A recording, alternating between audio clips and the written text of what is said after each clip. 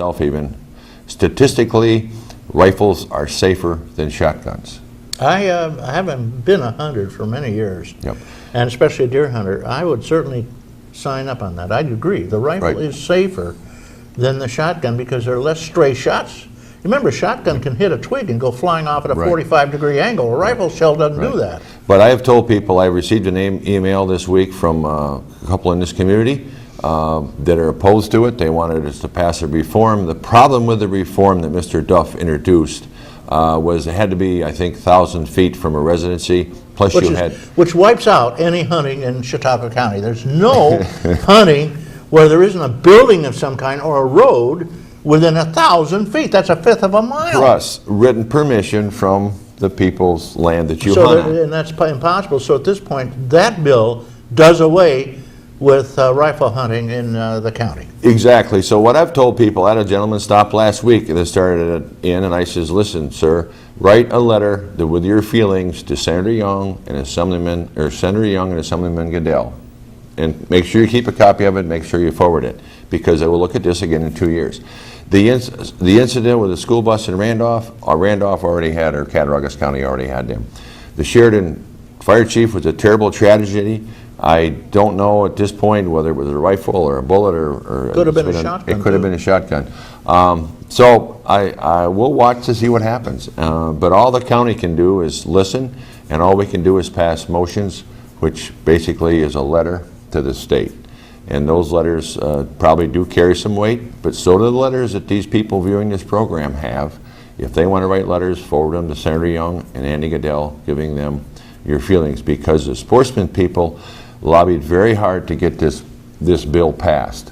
We have sportsmen at the last meeting. We had people that teach hunting courses. Give it some time, folks, to see what really does happen, because there are many, many, many safe hunters out there. Certainly, and every once in a rare while you have an accident. Now, if you got people shooting guns around, eventually somebody's going to get wounded, or even, which is very rare, killed. Very few people are killed. More people are killed in crossing the street. Well, that's take a look at how many people get killed in hunting accidents. Probably more people do get killed crossing the street than they do. But you know, the hunting thing is it's just now. But where would we be without hunting of deer? Yeah, let me tell you something, Fred. New York State needs one more reform. We're one of the few states that doesn't allow a youngster to go out, say 14, and learn hunting, deer hunting, and carry a rifle or a gun, and after proper training in the school, they got to go through the full schooling and everything. Yes, they do. They have to be trained by their father or uncle or whoever takes them out. Hunter safety course. And then they, they need a professional trainer for hunter safety. But also they get extra training, I'm sure, from whoever they go out with. And then they go out into the woods. Before they're interested in girls, TV games, and soccer, they might start hunting.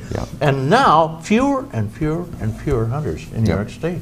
Because we won't let our kids go out with their parents and hunt at an earlier age. Other states, Pennsylvania right next door, they let them go out as 14 years old.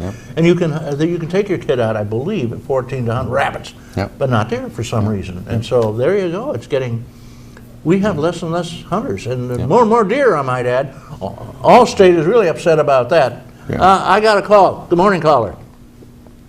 I had a question for your guest about the landfill. I've seen there's a couple articles in the paper about some residents were unhappy, and I was just wondering what his take was on it.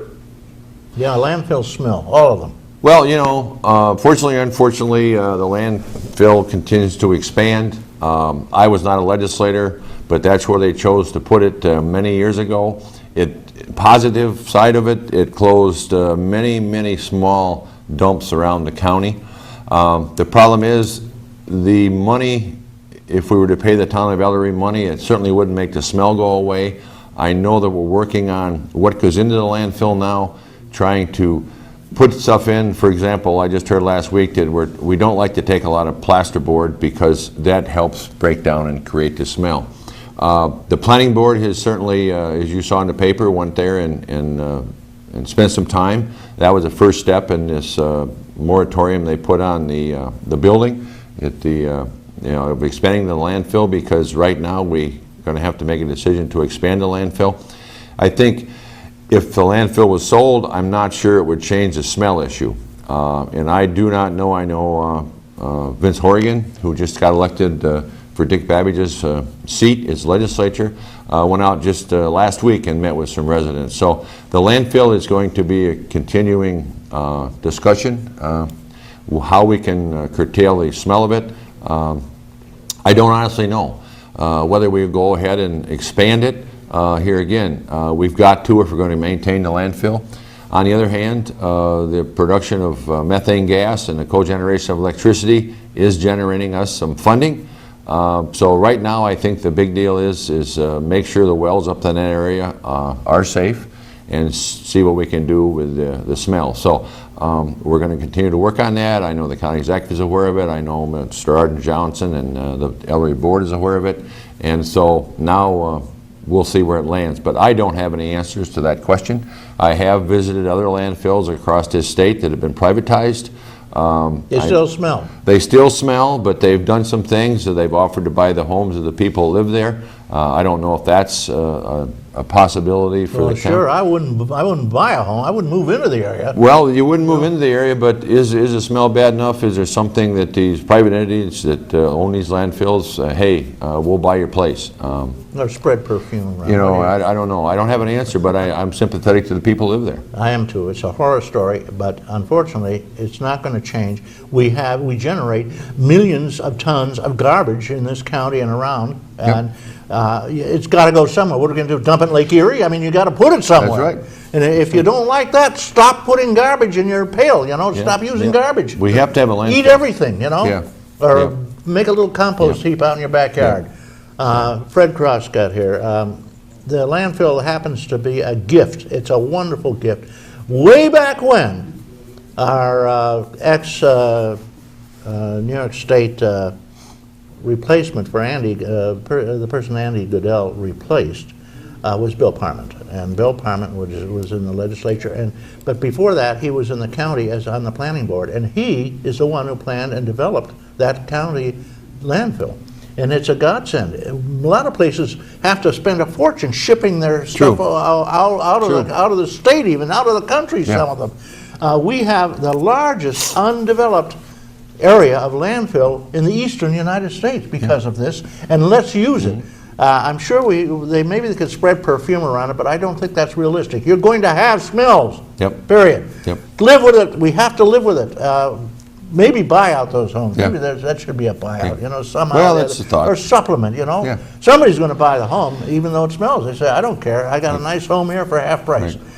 Pay the half price. And if that's the idea, someone's going to have to buy those homes and someone's going to have to pay for it. It's going to be the county taxpayers that do that. I don't know. We're going to pay part of it anyway. I think you start giving money out for the landfill smell, it just starts a whole big can of worms. Then there's a septic tank in Dunkirk. Yeah, I know. And I mean, there's those septic systems all around. They smell too, you know. All right, guys. Fred Crosscut doing the job here, talking about little things around in our county. Is there anything in particular that's going on that you would like to talk about in the legislature? No, well, I tell you, one thing I did want to mention, and I'm very proud of this, I'm a snowmobiler, and our area is a tourism destination. And January 24th, 25th, and 26th, we have a editor from a major snowmobile magazine coming out and staying at Webb's. I've been fortunate enough, along with several other people, to spend a couple days with him, showing him around the county and the different snowmobile attractions and the beautiful snowmobile area that we have here. We probably have to do a snow dance, but that article will come out in Snowgoer magazine in the fall of 2012.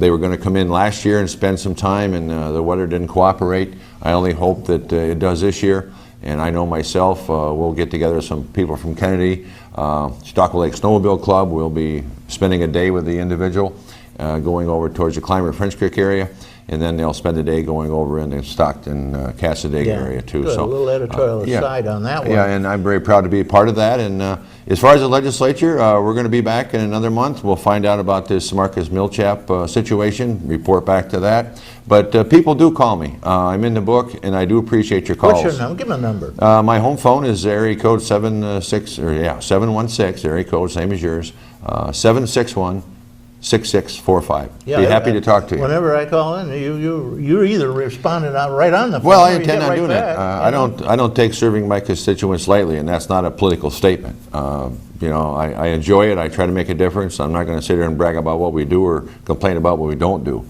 I just try to answer the questions and move on. Yeah, well, I hope so, because we have a lot of issues in this county. One is the taxes. These taxes are crushing in our county. Yes. We got to do something. Mandate relief. Hopefully, our state senator and our assemblyman will do something about this, but they can't run the whole damn state. Excuse me, for the French. Right. Well, I think Andy's legislation introduced it didn't get any votes. Let the state cap themselves at 2%. They forced the counties to do that, and they put us in a very tough situation. I mean, well, as you said, Reed, I'll be back next year as things progress with the budget, and I don't think it's going to be pretty. And we've lost a great person in Mr. Darren Schultz as the Director of Finance. That position is open, and I encourage anyone that's watching this program. I think those applications are going to be due maybe next week, but if you have any financial abilities and you care to work for the county, go online, because we need a good financial person. Yeah, we need a target too. People are going to be angry when they see the new taxes. Well, they're right now next year they're not going up that much, but the following year I'll be back. I'll keep you posted. Okay, you will keep showing up, even Yeah. though you're not the leader anymore. Well, or if you don't become the leader, and there's a possibility. Possibility I will, but you know, I'm just calling it like I see it. I had a hunch, and that's a hunch I have, and Yeah. but I'm still your legislator to a lot of people in this viewing area. Yeah, sure. Okay, Fred, I notice I just got this signal. It sounds like we're out of here. Oh. Like that. Like that. It's been a pleasure. I want to give you just a minute to close off. Since this is your last time on our show as the legislative chairman, probably, this is your time. 1 minute. Well, I certainly enjoyed the years. I told the legislature that last evening. I tried to work in a bipartisan way. As we progressed through with the votes on the floor, I tried to keep people informed. And the chairman was a much more diversified job because, as I said earlier in the program, I tried to go to as many committee meetings as possible. And when you're just a single legislator, you're usually on the Planning and Economic Board or Public Safety. But to keep a handle on everything, you had to go to all the meetings. And I tried to make as many as I could. The only problem I had is during the summer when I was on my farm and doing my spray business. No more farm though, right? But I did sell my farm, and I am going to continue to be in agriculture as a crop sprayer guy, and I'll continue to be visible How about here. the Ag Committee? Oh yeah, we'll still be on Still our on the committees. Chautauqua County Legislature's Agriculture Committee. Yes, Planning and Economics. So I'll be there for you. Just give me a call. Okay, thanks a lot. Fred Crosscut, our current chairman of the Chautauqua County Legislature, and he's pretty influential in terms of what goes on. Give me your phone number again, Fred. 761-6645. Okay, great. And if somebody wants to talk to Fred, just give him a call. He'll get right back to you. If he's not there, it's himself out milking the cows. No more cows, no more milking. cows. Used to have, what, 90 cows there? We used to milk, you had a couple hundred head, we milked Couple about 90. hundred, huh? Yeah, we milked about 90, and I had the opportunity to sell it, and I'm just getting older, and I can't do what I used to do, and Enough. you know, my family is not interested in that, which is fine. Right. Okay, Fred Crosscut. He will be back. We're going to put Fred on as long as he'll be kind enough to give up his Saturday morning for Not a this problem. show. Not a problem. And to get to the people and give you some inside dope. We have some, sorry caller, we'll get you next time. Fred will be back. Chuck Kelsey, Devin Taylor, Chris Burt, Randy Burt, Chris Remaker, Jeff Zook, Don Zenz, John Hamels, Dan Berg occasionally. Thank you guys for being a part of this show, and thank all the people out there. And I want to wish everybody a wonderful, wonderful holiday season. And I'll violate federal law by wishing some people Merry Christmas, but also others Happy Hanukkah, Happy Kwanzaa, and Happy anything you want to celebrate. How about that? May all that is proud and true and noble abide with you. I'm Reed Powers.